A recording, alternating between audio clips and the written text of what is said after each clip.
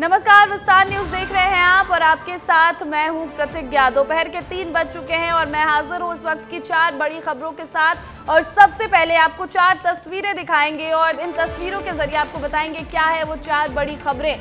सबसे पहली तस्वीर दिल्ली पीएमओ से है। प्रधानमंत्री नरेंद्र मोदी ने तीसरी बार कार्यभार संभाल लिया है। तो दूसरी तस्वीर एमपी सरकार की है, क्योंकि चुनाव खत्म होते ही मोहन यादव सरकार एक्शन में आ गई है और सभी अधिकारियों से 6 महीने का रिपोर्ट कार्ड देने को कहा गया है। तो वहीं तीसरी तस्वीर छत्तीसगढ़ सरकार से जुड़ी है, क्योंकि साय सरकार में 2 मंत्री पद खाली हैं और अब ये चर्चा जोरों पर है कि कौन बनेगा मंत्री। तो वहीं चौथी तस्वीर जम्मू से है, जहां आतंकियों ने तीर्थयात्रियों से भरे एक बस पर हमला कर दिया है। जम्मू कश्मीर के उपराज्यपाल ने मुआवजे का ऐलान भी कर दिया है। तो 3 बजे की ये 4 बड़ी खबरें, ये 4 तस्वीरें, इस पर विस्तार से चर्चा करेंगे। तो देखिए, सभी खबरों पर विस्तार से चर्चा करेंगे और सबसे पहले बात कर लेते हैं अभी की बड़ी खबर की। और थोड़ी देर में केंद्रीय मंत्रियों के विभागों का बंटवारा हो जाएगा। कैबिनेट की बैठक से पहले होगा विभागों का बंटवारा। तो देखिए, ये बड़ी खबर, बड़ी जानकारी निकलकर सामने आ रही है दिल्ली से। थोड़ी देर में होगा केंद्रीय मंत्रियों के विभागों का बंटवारा और कैबिनेट की बैठक से पहले होगा विभागों का बंटवारा। तो कैबिनेट की बैठक शाम 5 बजे होनी है और उससे पहले विभागों का बंटवारा हो जाएगा। जिस बात की चर्चा सबसे ज्यादा हो रही थी कि आखिर किसे कौन सा मंत्रालय मिलेगा, आपको बताएं मध्य प्रदेश से भी 5 मंत्री बनाए गए हैं, छत्तीसगढ़ से 1 मंत्री, इसी तरह उत्तर प्रदेश से 11, बिहार से 8, ऐसे तमाम मंत्री बनाए गए। किसे कौन सा मंत्रालय मिलेगा, इस पर चर्चा सबसे ज्यादा है और ऐसे में विभागों का बंटवारा अब से थोड़ी देर में हो जाएगा। कैबिनेट की बैठक से पहले ये बंटवारा हो जाएगा। तो आपको बताएं, प्रधानमंत्री नरेंद्र मोदी ने रविवार को अपनी पूरी कैबिनेट के साथ लगातार तीसरी बार पद की शपथ ली थी। प्रधानमंत्री पद की शपथ के लगभग 16 घंटे बाद उन्होंने इस कार्यकाल की अपनी पहली फाइल पर हस्ताक्षर किए और पीएम मोदी ने विधिवत तरीके से प्रधानमंत्री पद का कार्यभार संभाला। उन्होंने कार्यभार संभालते ही पीएम किसान सम्मान निधि योजना से जुड़ी फाइल पर साइन किए। पीएम किसान निधि सम्मान योजना की 17वीं किस्त से जुड़ी फाइल को हरी झंडी दी गई। इसके तहत लगभग 20,000 करोड़ रुपए आवंटित किए जाएंगे, जिससे देश के 9 करोड़ 3 लाख किसानों को लाभ होगा। और इस दौरान प्रधानमंत्री मोदी ने कहा कि हमारी सरकार किसान कल्याण के प्रति पूरी तरह से समर्पित है, इसलिए ये वाजिब था कि पहली फाइल जिस पर साइन किया जाना है वो किसानों के कल्याण से जुड़ी हुई हो और हम आने वाले समय में किसानों के लिए और कृषि सेक्टर के लिए अधिक से अधिक काम करना चाहते हैं।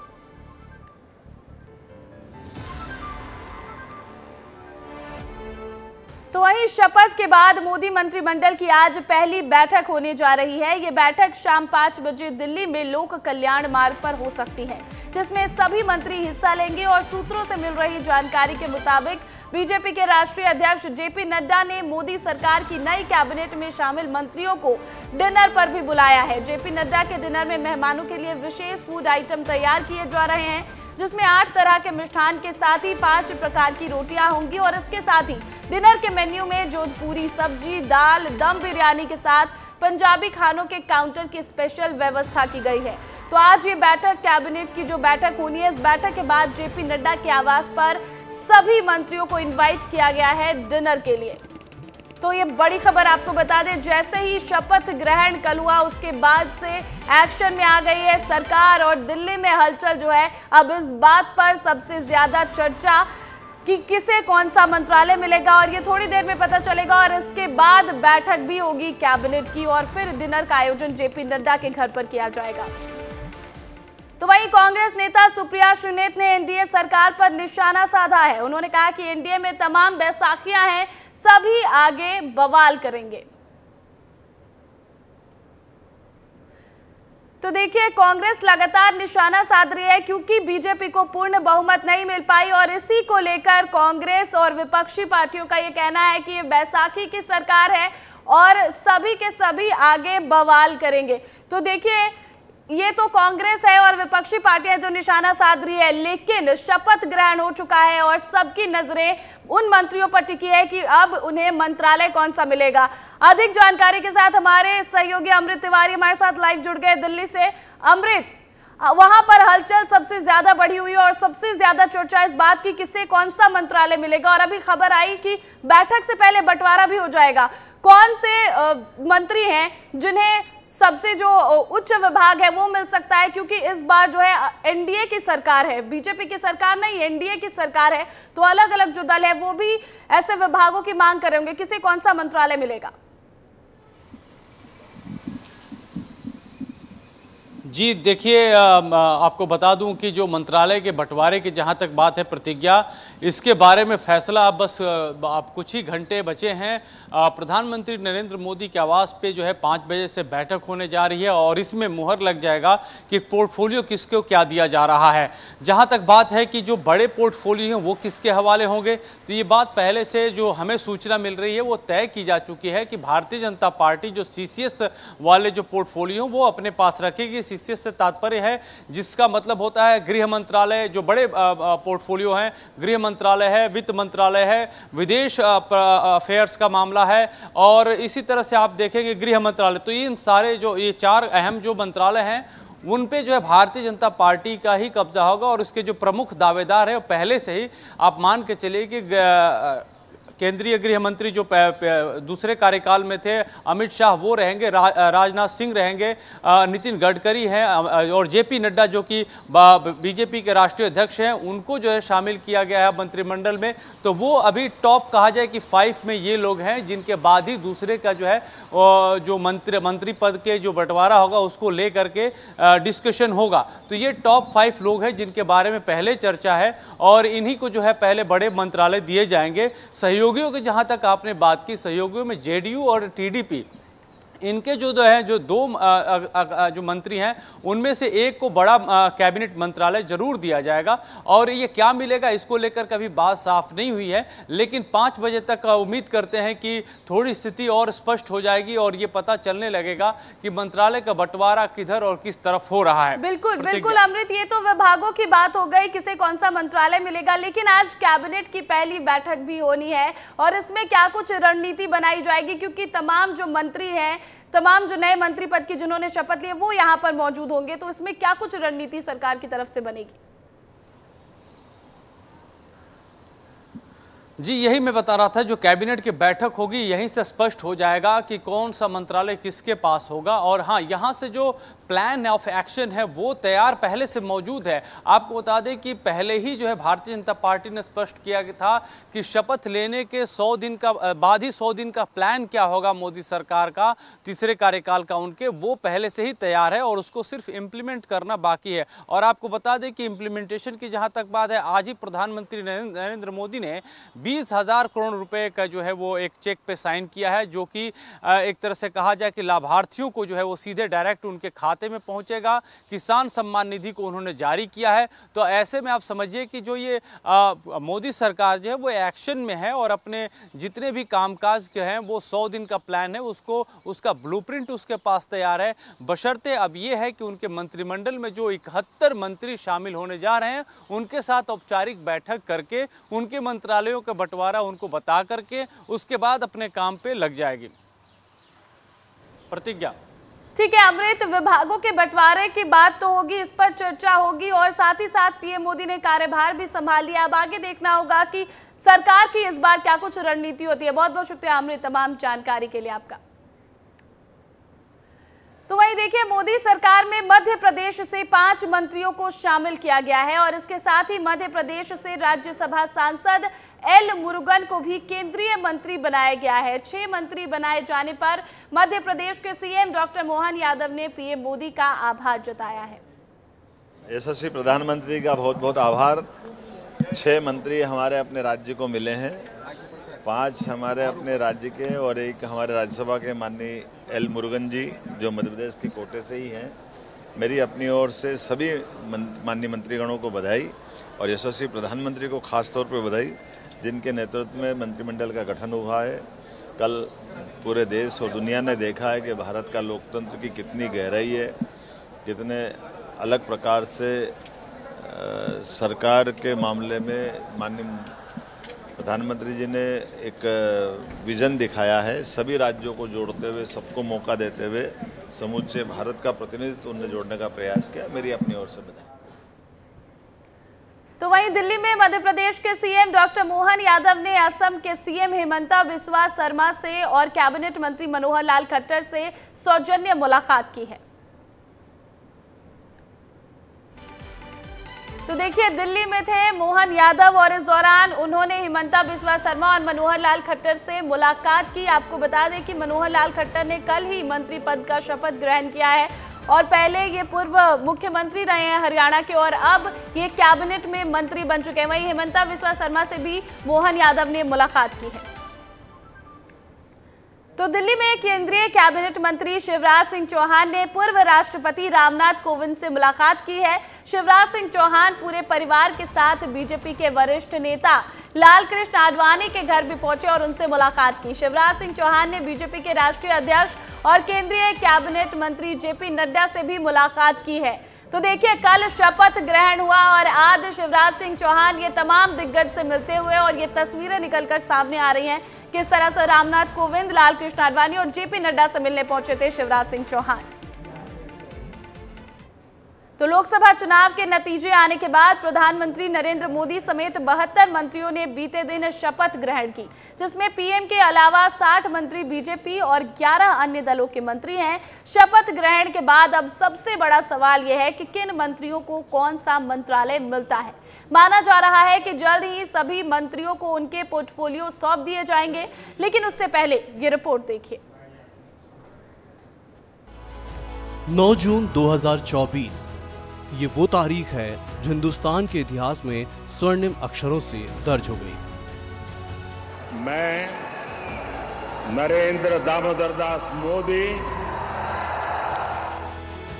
ये वो सौगंध है जो 135 करोड़ हिंदुस्तानियों के दिल में बसती है और गूंजती है। मैं नरेंद्र दामोदर दास मोदी। नरेंद्र मोदी ने वो कर दिखाया जो कर पाना हर किसी के बस की बात नहीं है। ईश्वर की शपथ लेता हूं कि मैं विधि द्वारा स्थापित भारत के संविधान के प्रति सच्ची श्रद्धा और निष्ठा रखूंगा। पीएम मोदी की शपथ के साथ ही मोदी सरकार 3.0 का आगाज हो गया। इस बार मोदी सरकार के शपथ ग्रहण में भी गठबंधन के अनोखे रंग देखने को मिले। मोदी सरकार में इस बार पूरे देश को कैबिनेट में शामिल किया गया है। पीएम मोदी ने जितना मौका उत्तर को दिया, उतना ही मौका दक्षिण को भी मिला।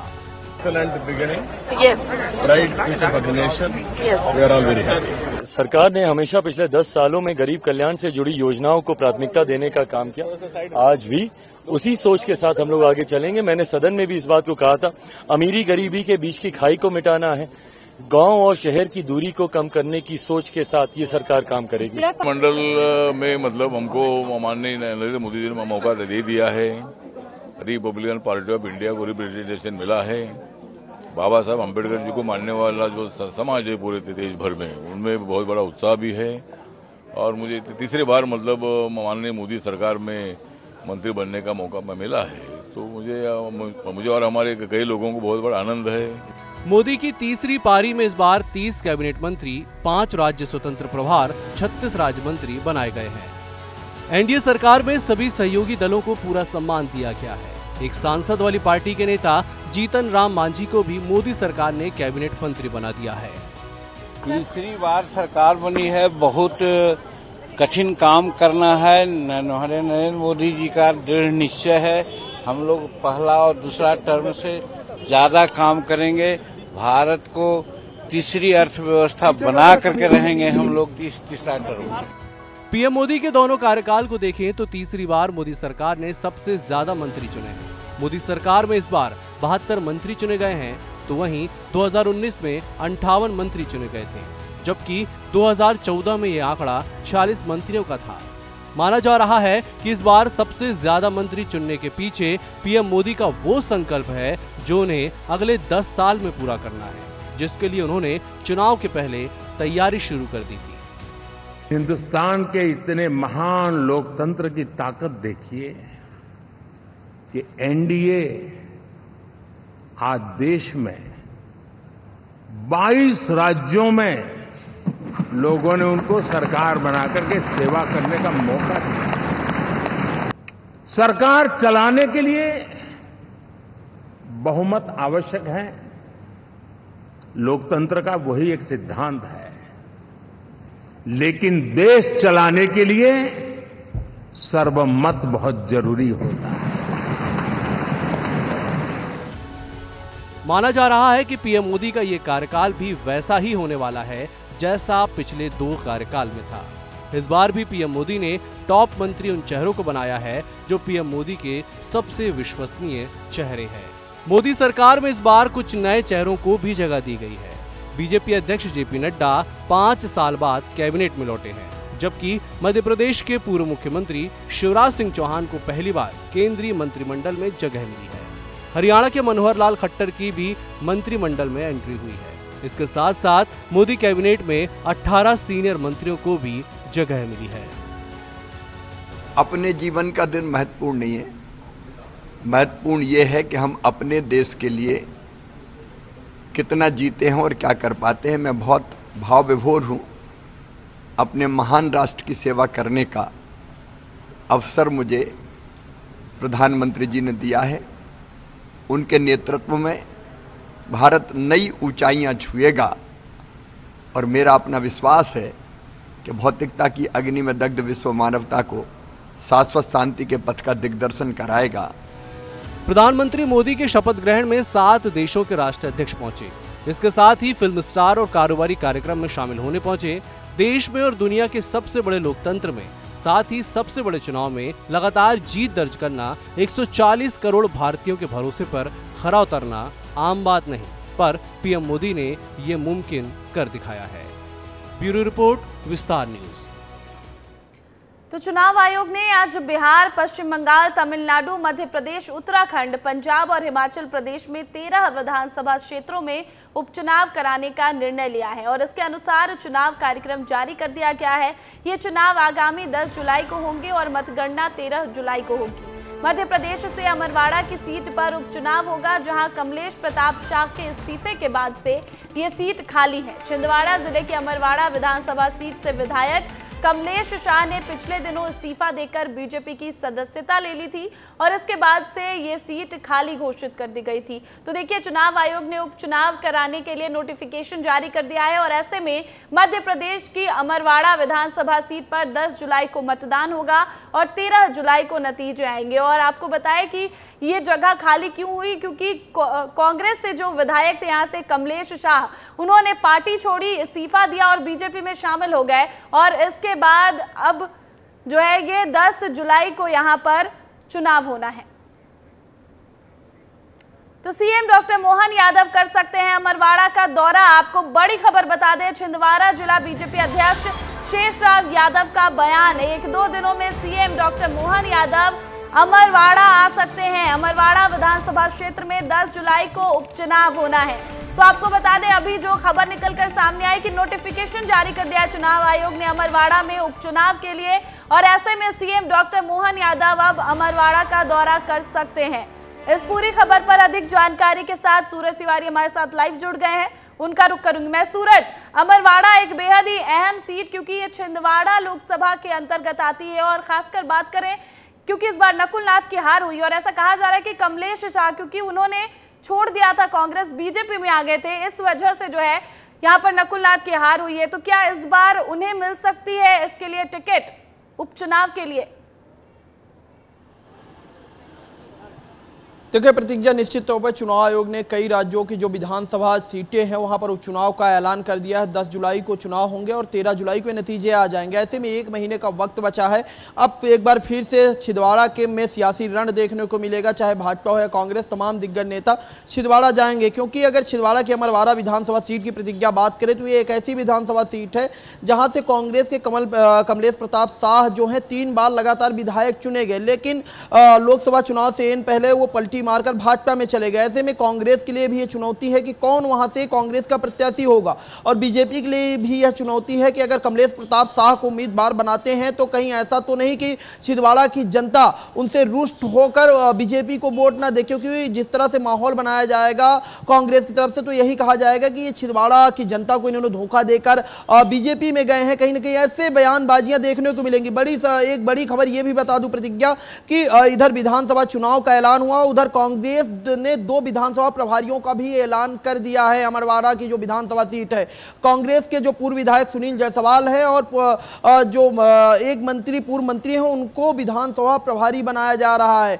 तो ऐसे में कांग्रेस कहीं ना कहीं एक्टिव है, क्योंकि जिस तरह छिंदवाड़ा की लोकसभा सीट में कांग्रेस को हार मिली है, गढ़ बचाने की जिस तरह से छिंदवाड़ा में लगातार कमलनाथ ने कोशिश की लेकिन गढ़ नहीं बचा पाए। ऐसे में अगर ये सीट भी जीत पाते हैं कमलनाथ, अगर कमान संभालते हैं, नेतृत्व करते हैं, तो कहीं ना कहीं कुछ तो कमलनाथ के पास हाथों में ये कहने के लिए होगा कि हमारे नेतृत्व में एक विधानसभा सीट, क्योंकि जो जितनी विधानसभा सीटें हैं प्रतिज्ञा उसमें सभी में कांग्रेस की जीत हुई थी विधानसभा चुनाव में, लेकिन अब अमरवाड़ा में एक बार फिर से चुनाव होगा। बीजेपी कोशिश करेगी कि कम से कम एक सीट तो उसकी ही हो। कहीं ना कहीं अपनी साख बचाने की भी बात है, क्योंकि जिस तरह से लोकसभा चुनाव में हार हुई है नाथ परिवार की, ऐसे में अमरवाड़ा सीट पर उनकी खासा नजर है। और जीतू पटवारी ने भी सीधे सीधे कह दिया है कि अभी से कमर कस ली गई है और अभी से चुनाव प्रचार में वो जुट जाएंगे। अब देखना होगा कि इस बार वहां की जनता किसे चुनती है। बहुत बहुत शुक्रिया सूरज तमाम जानकारी के लिए आपका।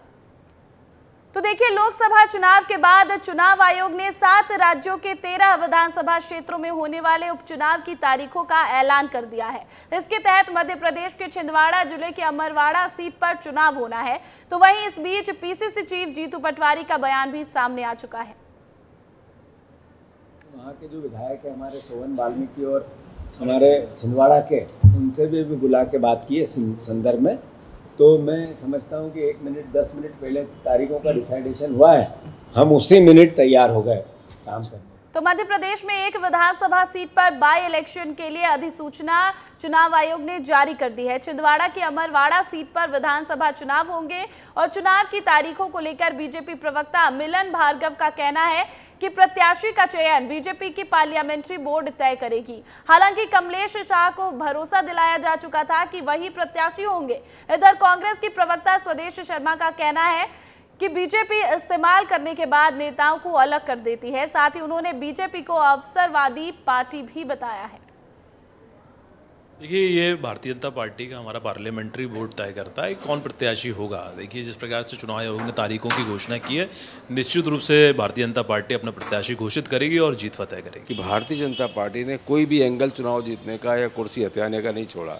चाहे प्रशासन की बात करो तो प्रशासन ने भिंड दतिया और ग्वालियर लोकसभा क्षेत्रों में अधिकारियों ने बूथ कैप्चरिंग की है। पहली बार इतिहास में ऐसा हुआ है। और जब कांग्रेस के कार्यकर्ता रिपोर्ट करने गए तो जब अधिकारी कर रहे हैं बूथ कैप्चरिंग, उनकी रिपोर्ट क्या लिखी जाएगी। भारतीय जनता पार्टी अवसरवादी पार्टी है, अपना अवसर का लाभ उठाया और जय हिंद कर दिया था। तो वहीं केंद्र सरकार के शपथ ग्रहण समारोह में शामिल होने के बाद छत्तीसगढ़ के सीएम विष्णुदेव साय रायपुर लौट आए हैं और इस मौके पर उन्होंने कहा कि वो पीएम मोदी के आभारी हैं कि उन्होंने अपनी कैबिनेट में छत्तीसगढ़ को प्रतिनिधित्व दिया है। बिलासपुर के सांसद श्री तोखन साहू जी को हमारे आदरणीय प्रधानमंत्री जी ने शामिल किया है, इसके लिए पूरा छत्तीसगढ़ उनका आभारी है। तो वहीं मध्य प्रदेश कांग्रेस प्रदेश अध्यक्ष जीतू पटवारी का बयान भी सामने आया, जिसमें उन्होंने कहा कि बढ़ते क्राइम को लेकर समिति गठित की है। विधानसभा में SC/ST को लेकर मुद्दा उठाया जाएगा। वहीं हार के मंथन पर जीतू पटवारी ने कहा कि 29 सीटें हारने के बाद मंथन तो करना ही चाहिए। वहीं मोदी कैबिनेट में नए मंत्री MP के बने हैं, उनको जनता के अधिकारों की रक्षा करनी चाहिए। मध्य प्रदेश के मंत्रियों का मध्य प्रदेश के हितों की रक्षा और यहाँ के विकास में उनका सहयोग बने। ढेर सारी शुभकामनाएं उनको कि वो मध्य प्रदेश में जो अराजकता है, आर्थिक अराजकता है, करप्शन की अराजकता है, प्रशासनिक, उसमें केंद्र सरकार के सहयोग से जो महत्व मध्य प्रदेश को मिलना चाहिए वो दिलवाने में अपनी भरसक कोशिश करें, प्रयास करें और अल्टीमेटली यहाँ समृद्धि लाए। मध्य प्रदेश पहला राज्य है जो ST/SC के सबसे ज़्यादा अपराध यहाँ होते हैं। सबसे ज़्यादा आंकड़े बोल बोल के चिल्ला कर बोलते हैं कि सबसे बेस्ट खराब सरकार हमारी ये है। ऐसे में मैं मानता हूं कि कांग्रेस पार्टी का दायित्व है कि हम ऐसी सारी घटनाओं पर नजर रखें और उनके खिलाफ सरकार को आगाह करें और जनता को भी समझाएं कि ये अराजक सरकार है, इससे सचेत रहो। तो हम अपना दायित्व निभा रहे हैं। और इसी के साथ फिलहाल इस बुलेटिन में इतना ही। मुझे दीजिए इजाजत, लेकिन जाते जाते देखिए क्या है आपके शहर में मौसम का हाल।